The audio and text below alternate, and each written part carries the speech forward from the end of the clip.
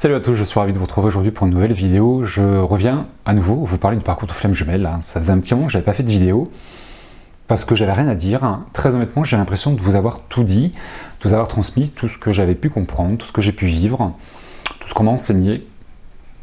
Et du coup, je ne fais pas de vidéo pour faire des vidéos et je ne vais pas répéter ce que j'ai déjà dit. Pour moi, ça n'a aucun sens. Du coup, je me dis vraiment que moi j'ai tout dit dans ce que j'ai pu comprendre et j'ai l'impression aussi que les autres autour de moi ont également tout dit et qu'à force de trop en dire, est-ce qu'on n'est pas en train de répéter quelque chose? Est-ce qu'on n'est pas en train de créer quelque chose qui n'existe pas? À quel moment les vidéos sont instructives, évolutives et à quel moment elles sont involutives? À quel moment ça vous aide? À quel moment ça vous ralentit? Qu'est-ce qu'on alimente dans ce mental-là qui vous fait défaut parfois? Ceci étant, je pense que tout a été dit.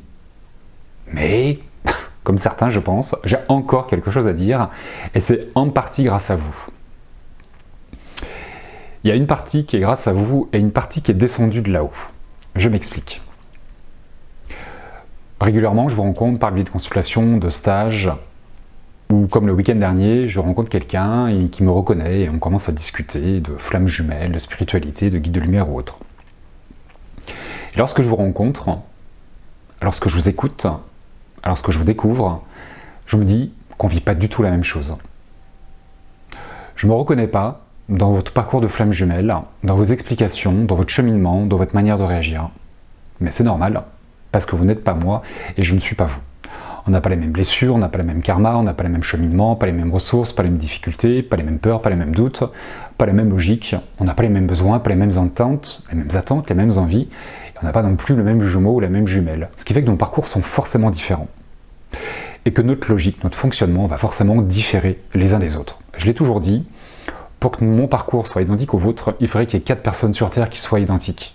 Parce qu'on parle d'un binôme, donc pour que le parcours d'un binôme soit identique au parcours de votre binôme, vous devez être 4 personnes identiques, ou en tout cas 2 couples identiques.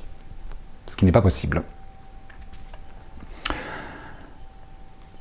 Du coup, dans votre propre cheminement, dans votre propre analyse, dans vos propres réflexions, tout ce que vous allez entendre dans les vidéos, tout ce que vous allez lire, ou tout ce que vous allez comprendre en discutant avec d'autres personnes qui sont dans ce cheminement, il faut toujours le réinterpréter, vous le réapproprier. Il faut intégrer les informations, il ne faut pas qu'il y ait une analyse mentale. Il faut vraiment que ça se digère, que ça décante, et qu'il en ressorte quelque chose de beaucoup plus personnel pour vous. Ne faites pas un copier-coller de ce que les gens racontent, de ce que les gens vivent, parce que vous risqueriez de passer à côté de quelque chose de précieux. Ce n'est pas dans les vidéos que vous allez trouver les réponses à vos questions, mais ce sont dans vos vies et dans vos comportements, et dans vos émotions, dans la manière dont vous vous comportez et dont vous allez réagir, pas l'autre. Vous, dans vos propres émotions, dans comment vous allez vous comporter face à l'autre, dans son absence, dans son silence. Peu importe ce que fait l'autre, ce qui est important, c'est comment vous réagissez. On guérit en faisant l'expérience de quelque chose. Ce sont les émotions qui vont libérer le karma et qui vont permettre de réinformer vos blessures et de changer de vision sur votre parcours et de vous développer personnellement. Tout ça pour dire, il y a quelque temps, j'ai une personne en consultation qui me dit qu'elle a entendu dans une vidéo une personne dire que pour cheminer dans ce parcours, pour arriver à la réunion, à la fusion, il faut absolument choisir son autre.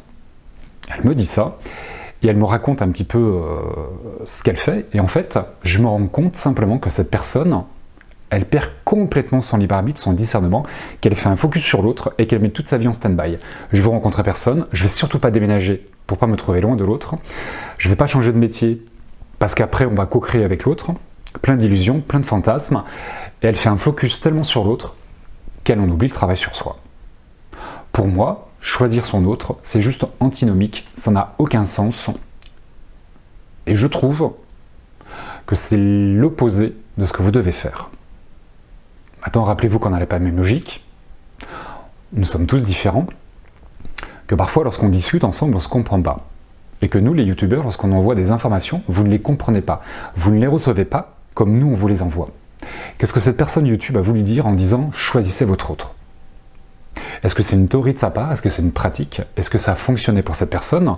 Ou est-ce que c'est juste une supposition de sa part? Qu'est-ce qu'elle a voulu dire? Qu'est-ce qu'elle vit et qu'est-ce qu'elle transmet? Et qu'est-ce que vous recevez? Qu'est-ce que vous comprenez de cette information? Et surtout, qu'est-ce que vous faites de l'information? Je manque d'informations, je ne sais pas qui est cette personne sur YouTube. Je ne veux pas le savoir, ça ne m'intéresse pas. Ceci étant, lorsque vous entendez quelque chose dans une vidéo, appliquez-le parce que ça fait sens pour vous. Parce que vous trouvez ça logique, ça vous fait envie, vous ressentez une forme de bien-être et de plaisir. Il n'y a pas de contrainte, il n'y a pas d'obligation, il n'y a pas de souffrance. Si ça génère quelque chose de compliqué pour vous, c'est que ça ne vous correspond pas. On ne peut pas choisir son autre parce que vous allez vous oublier. C'est un travail sur soi. Est-ce que le fait de choisir l'autre ne serait pas une forme de manipulation ou de contrôle sur l'autre, de faire un focus sur l'autre, de se mettre des œillères, d'être dans un certain déni et d'être dans une certitude mentale, égotique, qui pourrait vous ralentir, qui pourrait vous faire défaut. Je mets tout ça au conditionnel parce que moi j'en sais rien. Je ne vous connais pas. Je ne connais pas votre parcours, je ne connais pas non plus vos difficultés et je ne sais pas ce que vous êtes en train de travailler. Tous nos parcours diffèrent, n'oubliez jamais ça. Discernement, libre arbitre, c'est vous qui choisissez. Réappropriez-vous toutes les informations. Faites les choses parce que ça a un sens pour vous. Dans ce parcours, on parle de foi, de confiance en soi, de lâcher prise, de patience. Est-ce que le fait de choisir l'autre, vous allez faire preuve de foi, de confiance en soi, de patience et de lâcher prise? Je ne suis pas sûr.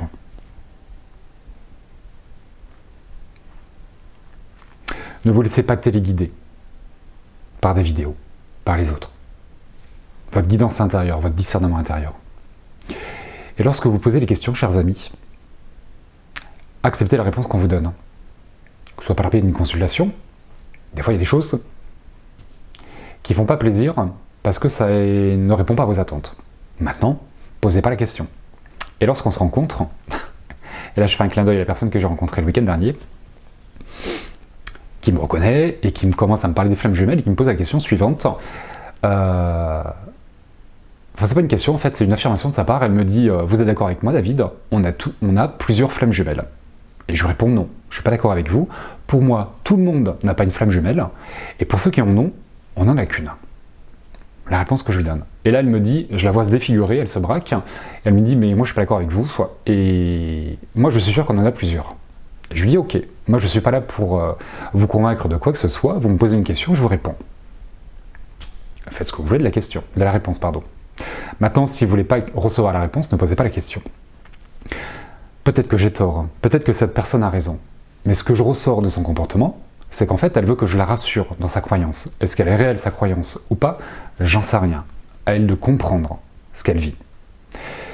Mais ce qui ressort de sa réponse quand elle dit « moi je préfère me dire qu'on a plusieurs flammes jumelles », c'est juste qu'elle est en train de se rassurer et qu'elle fuit la réalité. Parce que si elle se dit qu'elle a plusieurs flammes jumelles, ça va lui éviter de se tromper. Ça va forcément la rassurer, lui donner l'espoir de rencontrer l'amour de sa vie. Ah, bah si c'est pas celui-là, ce sera forcément le second. Et si c'est pas le second, ce sera forcément le troisième. Et si c'est pas le troisième, ce sera forcément le quatrième. Pourquoi pas si ça la fait cheminer? Le but étant qu'elle soit heureuse, cette personne. Ok.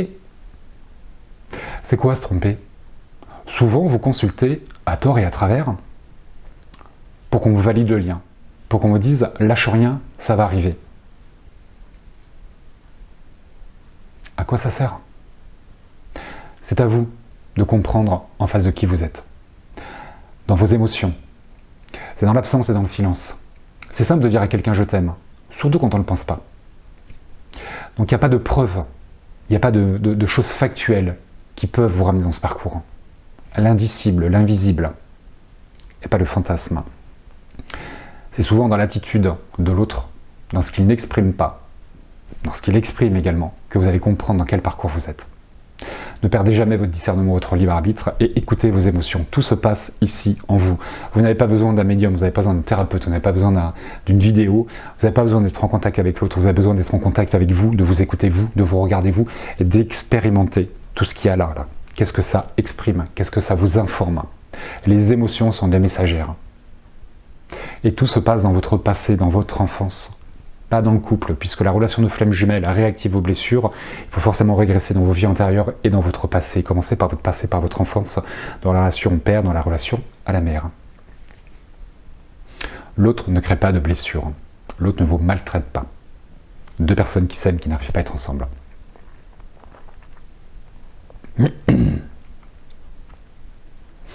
Prenez le temps de vivre ce périple, ce parcours, cette expérience, et rappelez-vous que c'est pas en un an que vous allez faire le chemin.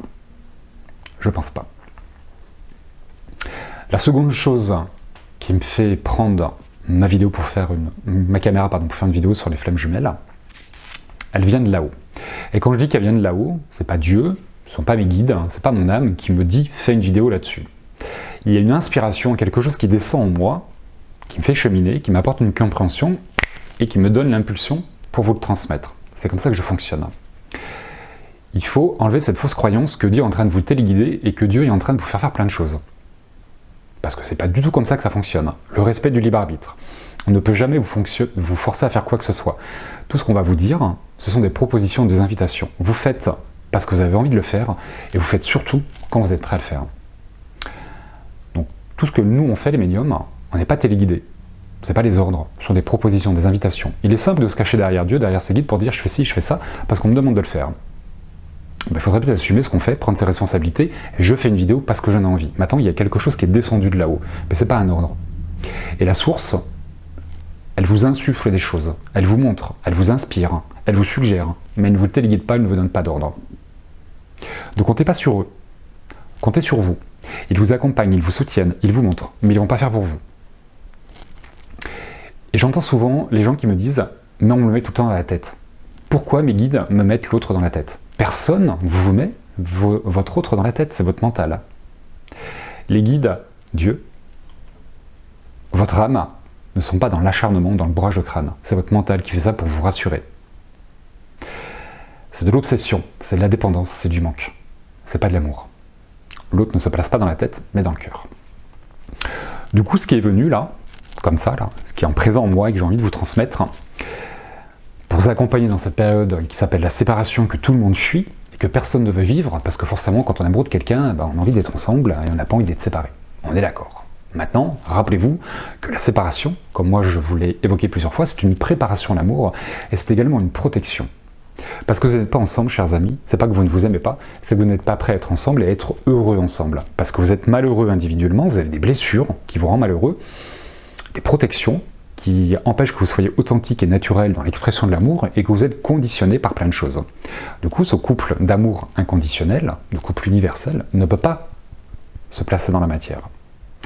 C'est pour ça qu'on vous sépare, c'est parce qu'il y a un travail qui se fait individuellement. On travaille l'unité, c'est le 1 plus 1 égale 3, troisième entité qu'on appelle un couple différent, pas lambda. Ça n'a rien à voir avec vos relations passées et ce que l'on peut connaître depuis la nuit des temps. Un couple moderne, qui s'aime de manière inconditionnelle. Donc cette séparation-là que vous fuyez tous, il va falloir la vivre et comprendre le sens qu'elle donne à votre relation. Les blessures que l'on porte, que l'on appelle les 5 blessures de l'âme, l'abandon, le rejet, l'humiliation, la trahison et l'injustice, n'est pas votre blessure originelle. Ces 5 blessures de l'âme, il en existe d'autres, comme la maltraitance, la culpabilité, la honte, et il y en a d'autres. Faites toujours un focus sur les 5 blessures de l'âme, et vous faites toujours un boulot, et ce qui est chouette, continuez, sur l'abandon et le rejet. C'est pas ce qui va vous permettre de fusionner avec l'autre. Je vous rappelle que la fusion est la cicatrisation de votre blessure originelle et pas un fantasme. Puisque votre blessure originelle n'est pas une des 5 blessures de l'âme, c'est pas en travaillant l'abandon et le rejet que vous allez fusionner. Par contre, il faut les travailler parce qu'elles vont vous conduire à votre blessure originelle qui se cache derrière la blessure de l'âme. Encore faut-il déterminer la bonne blessure. Souvent, vous pensez être abandonné alors qu'en fait vous êtes rejeté. Souvent, vous vous sentez rejeté alors qu'en fait vous êtes trahi. Parce que là aussi, il y a un mental qui vient erroner ce que vous vivez. Donc prenez le temps d'identifier votre blessure. Je vous rappelle qu'on a les 5. Si je reprends le travail de Lise Bourbeau, nous avons les 5 blessures de l'âme. Il y en a une, voire 2, qui sont beaucoup plus profondes en nous. Mais ces blessures, elles viennent vous blesser, elles viennent créer une brèche, une fissure à l'intérieur de vous, qui en apparence fait souffrir, mais en réalité, cette blessure-là, cette fissure, c'est juste une ouverture pour laisser rentrer l'amour en vous. Ni plus ni moins. Elles servent à ça, les blessures, à créer une brèche de lumière, pour pouvoir intégrer l'amour ou réintégrer de l'amour. Il paraît que nous sommes constitués à 80% d'eau. Et nous ne pouvons pas nous passer d'eau pour vivre. On peut se passer de manger, on peut se passer de dormir pendant un laps de temps, on peut se passer de certaines choses. Mais la chose qui est la plus précieuse pour nous et qui nous permet de vivre, qui est vitale, c'est l'eau. Parce que nous sommes constitués à 80% d'eau. D'un point de vue spirituel, nous sommes constitués à 100% d'amour. C'est pour ça que nous avons besoin d'amour. Parce que nous sommes constitués d'amour, nous avons besoin d'amour. Parce que nous sommes constitués d'eau, nous avons besoin d'eau. Donc ce cheminement spirituel, dès qu'il y a une brèche qui est créée en vous, c'est juste pour vous remplir d'amour. De revenir à l'essence de ce que vous êtes, l'amour inconditionnel, lorsque l'âme est issue de la source à sa naissance. La blessure originelle des flammes jumelles crée une brèche qui leur donne l'illusion de ne pas être aimées, et la brèche fait une ouverture pour les nourrir d'amour, de ce qu'elles pensent avoir perdu. La blessure est uniquement là pour vous permettre d'accueillir de l'amour. Ce qu'en apparence, on pense être un abandon, un rejet de l'injustice, de la maltraitance, de la honte, de la culpabilité, ou je ne sais quoi, est juste là l'opportunité d'accueillir de l'amour. Et il faut réinformer cette blessure, changer de regard, aller chercher l'autre côté de la blessure. D'un côté, je vois l'abandon, de l'autre côté, je vois une preuve d'amour. D'un côté, je vois le rejet, de l'autre côté, je vois une preuve d'amour. Et si vous pensez ce que je dis, c'est qu'une grosse connerie, c'est que vous êtes loin d'avoir guéri votre blessure. Parce que lorsqu'on a guéri une blessure, on comprend qu'on n'avait pas été abandonné. On comprend qu'on n'avait pas été rejeté. On donne un autre sens à la blessure. C'est comme ça qu'on guérit une blessure. Et lorsque un jour une personne va vous rejeter ou qu'un jour une personne va vous abandonner, vous n'en souffrirez plus. C'est comme ça qu'on sait qu'on a guéri une blessure. Donc rappelez-vous que la blessure crée une brèche pour faire rentrer de l'amour en vous, ni plus ni moins, parce que c'est la seule chose dont vous avez besoin, c'est de l'amour. C'est pas des vidéos, c'est pas l'autre, c'est pas la présence de l'autre, c'est pas les mots de l'autre. C'est de rentrer en contact avec vous et avec ce qui vous manque, cet amour. Et souvent, c'est votre présence qui vous manque. Du coup, cette blessure originelle est réactivée grâce à la séparation. Puisque cette séparation réactive votre blessure originelle, c'est également elle qui va vous permettre de la guérir. C'est donc votre séparation qui va créer la fusion. La séparation réactive la blessure, et la séparation va offrir la guérison de votre blessure, va donc vous offrir la fusion. Donc cette séparation, pour ceux qui veulent la fuir, qui la trouvent trop longue, et qui ne l'aiment pas, vous êtes juste en train de prendre un médicament qui a un goût amer. Certaines personnes se mettent en couple, se réunissent, sans avoir véritablement guéri leur blessure. Ça fonctionne aussi comme ça. Et parfois, dans d'autres cas, la séparation est beaucoup plus longue, parce que la guérison de la blessure originelle sera totale, pour une raison que j'ignore. Plus votre séparation est longue, plus la guérison sera entière, totale, ou globale, ou profonde, peu importe le terme. Elle sert à ça, la séparation, pour vous mener à la fusion. La séparation crée la fusion. La séparation crée la guérison de votre blessure originelle.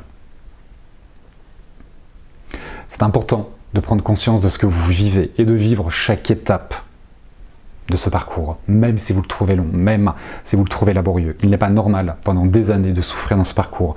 Si vous souffrez pendant des années, c'est qu'il y a de grandes chances que vous soyez trompé de parcours. Le but, c'est pas de souffrir pendant des années. Le but, c'est de guérir, d'évoluer et de se détacher dans l'attente de l'autre. Pour vous aider à cheminer dans cette blessure originelle, je ne peux pas vous dire laquelle c'est, j'en sais rien. Je ne peux pas vous dire comment faire. Je vais juste vous donner un exemple pour que vous puissiez le ramener à vous et vous puissiez cheminer avec. Prenez l'exemple d'une personne qui porte la blessure de rejet parce qu'à sa naissance, on n'attendait pas Par exemple, le bébé n'arrive pas au bon moment, je suis au chômage, ou je suis malade, ou je suis en difficulté avec mon mari ou avec ma femme, du coup, boum, l'enfant n'arrive pas au bon moment, c'est un petit peu l'histoire du cheveu sur la soupe, c'est-à-dire qu'on va rejeter la grossesse parce qu'elle arrive au bon moment. Ou alors, on a un garçon, on aurait préféré une fille, ou on a une fille, on aurait préféré un garçon, du coup on rejette l'enfant.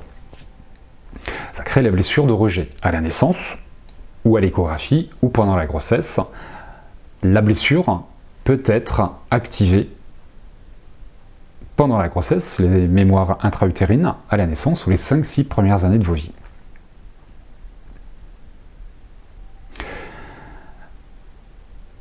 Mais ce qu'il faut comprendre dans cette blessure de rejet, c'est que l'enfant n'est pas rejeté. C'est la perception de l'enfant. Mon père, par exemple, me rejette parce qu'il voulait un garçon et je suis une fille. Votre papa n'est pas en train de vous rejeter. C'est ce que vous allez recevoir, ce que vous allez comprendre. Mais votre papa, en fait, n'est pas en train de vous rejeter, il est juste déçu. Oh, je voulais un garçon, pour jouer au foot avec lui, pour perpétuer le nom de famille, pour avoir une affinité, pour plein de choses. Peut-être parce que je me sens plus à l'aise avec un garçon qu'avec une fille. Mais c'est pas parce que je suis déçu que je ne t'aime pas. Donc le papa est juste en train d'exprimer une déception, que vous recevez comme un rejet. Mais en soi, votre papa ne vous rejette pas. Et derrière cette déception, ce qui se cache et qu'on ne perçoit pas, c'est l'amour. Parce que lui n'exprime pas l'amour, il exprime la déception. Mais c'est pas parce qu'il est déçu qu'il ne vous aime pas. Une fois qu'il va digérer cette déception, il va vous manifester de l'amour. Sauf que là, ce qui est imprimé dans l'enfant, ou dans l'embryon, dans le petit bébé dans le ventre de la maman, qui est bien au chaud, qui est complètement innocent, c'est « on ne m'aime pas ». Je me sens rejeté, et par conséquent, si on me rejette, c'est qu'on ne m'aime pas. Parce que si on m'aime, on ne va pas me rejeter. Ça marche aussi avec l'abandon, avec la trahison, avec l'humiliation et l'injustice. Toutes les blessures vont vous donner l'illusion de ne pas être aimé. Mais en réalité, il y a toujours de l'amour qui se cache derrière. Encore faut-il aller le chercher.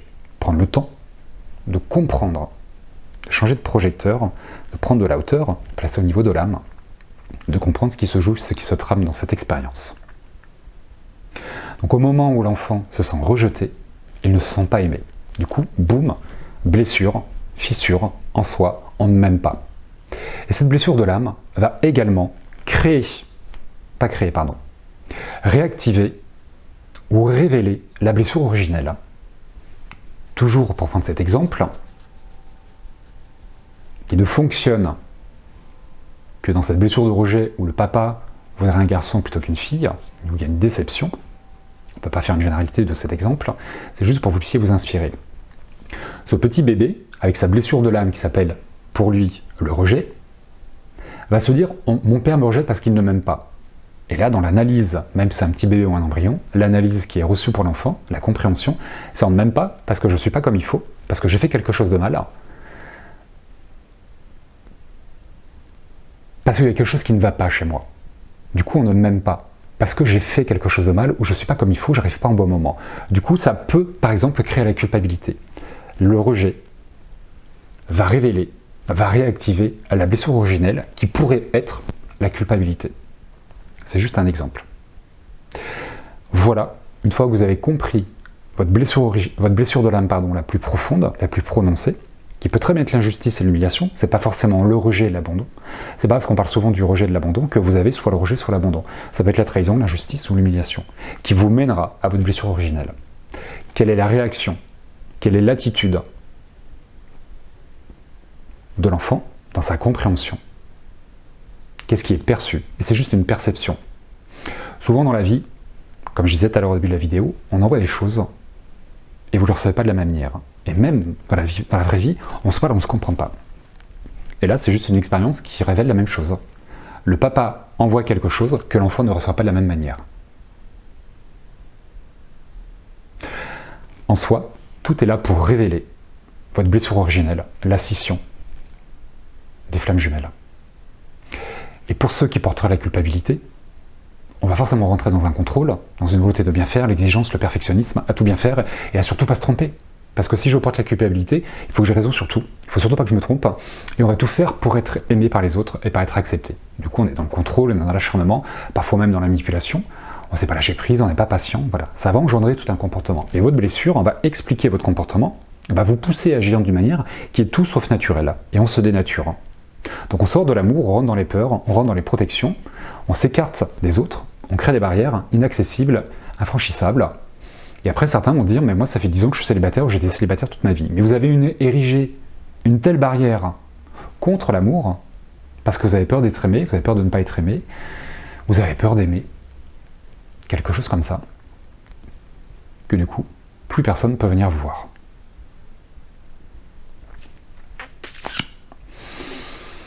Prenez le temps d'accueillir cette vidéo, comme vous le pouvez, avec cet exemple, de vous le réapproprier, comme je disais tout à l'heure, de ne pas en faire une vérité, mais c'est juste d'avoir une idée de cheminement pour voir qu'est-ce qui se cache derrière. C'est quelque chose qu'on ne peut pas faire tout seul. Ne me consultez pas pour savoir quelle est votre blessure originelle. C'est plus du ressort de l'inconscient, donc c'est pas un médium qui va vous aider. C'est plus un thérapeute, c'est pas quelque chose qu'on peut faire tout seul. Ça peut descendre de là-haut, d'une manière ou d'une autre. Mais il y a un travail qui se fait. Et c'est pas parce que vous avez une théorie de votre blessure, de votre comportement, que c'est réglé. Et là aussi, des fois, on s'épuise. Ah ouais, non, mais ça fait des années que je bosse là-dessus, j'en ai marre. Ouais, mais ça fonctionne comme ça, et je vous rassure, ça fonctionne pour tout le monde. Personne n'est exceptionnel. On n'est pas exceptionnel dans cette charge de travail que l'on porte tous, en se disant, mais moi, je souffre plus que les autres, et moi, j'ai jamais été heureux dans ma vie, et ceci et cela. Et enlever les fausses croyances qui sont liées à l'au-delà, là. C'est un peu ce qu'on dit toujours, si Dieu existait, il n'y aurait pas de guerre, donc Dieu n'existe pas. Bah, sauf que Dieu n'a pas le pouvoir d'arrêter les guerres. On leur prête des pouvoirs qu'ils n'ont pas. C'est ce que j'explique dans les... J'ai entrepris une série de vidéos sur les guides familiaux, les guides de lumière. Je vais faire les maîtres ascensionnés, les archanges, et je vais faire une vidéo aussi sur Dieu, pour essayer de balayer ces fausses croyances. En tout cas, comme moi, je peux percevoir les choses. Rappelez-vous que c'est la séparation qui crée la fusion. C'est la séparation qui va révéler votre blessure originelle, qu'elle se cache derrière la blessure de l'âme. Il y a un cheminement à faire, ça ne se fait pas en 6 mois, ça ne se fait pas en 1 an. Ça peut se faire en plusieurs vies, en plusieurs années. Prenez le temps, soyez bienveillants, soyez indulgents avec vous, soyez doux, soyez souples, apportez-vous de l'amour, cherchez toujours de l'amour dans chaque situation. S'il y a de la souffrance, il y a peu de chances que vous soyez dans un parcours de flamme jumelle. Attention aux questions que vous posez, sauf si vous êtes prêt à tout entendre. Je dis ça comme ça. Ce qui est important, les amis, c'est de jamais perdre votre discernement, votre libre arbitre. Personne ne peut vous dire dans quoi vous êtes. On a besoin de s'en remettre à quelqu'un parce qu'on a du mal à avancer. Maintenant, c'est qu'est-ce que vous faites des informations.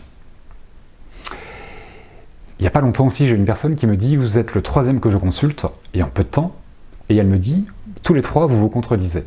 Vous ne me donnez pas les mêmes informations. » Ben, je dis « C'est normal, parce que 3 personnes que l'on consulte en quelques mois, il y en a 2 de trop. Donc qui a raison, qui a tort? L'avenir lui dira.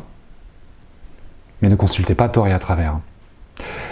Si vous n'avez pas vécu dans votre vie, si ça n'a rien passé, on ne pourra pas vous informer de quoi que ce soit. Il faut toujours prendre le temps. C'est le temps qui vous permettra de guérir. Tout comme une blessure physique. Une fois que j'ai mis mon pansement, ma pommade ou que j'ai fait des points de suture, il faut laisser faire le temps. Et votre action n'est pas toujours requise, votre responsabilité n'est pas toujours requise. Arrêtez de foutre la pression, à dire il faut que je fasse ci, il faut que je fasse ça. Des fois vous n'avez rien à faire. Si ce n'est lâcher prise et la patience, parce que dans la patience et dans lâcher prise, il n'y a rien à faire. Si n'est accueillir. Et on équilibre les polarités. Oubliez l'autre, vraiment oubliez l'autre. C'est pour ça que vous êtes séparés. Je dis ça comme ça, vous en faites ce que vous voulez. Voilà. Je vous ai tout dit. Je crois, très sincèrement, je vous ai tout dit. Mais j'ai toujours quelque chose à dire moi aussi. Peut-être moins que certains. J'ai une autre vidéo qui est là et qui arrivera, je ne sais pas quand, dans quelques temps. Mais c'est en train de ressortir. Et cette vidéo sera intitulée Flamme jumelle, un amour éternel. Mais je ne vous en dis pas plus. Voilà, je vous souhaite simplement d'être heureux et d'être heureuse, chers amis, dans votre parcours, quel qu'il soit, et de foutre la paix le plus simplement possible. Voilà, je vous embrasse bien fort, je vous dis à très bientôt pour une prochaine vidéo, et d'ici là, prenez soin de vous.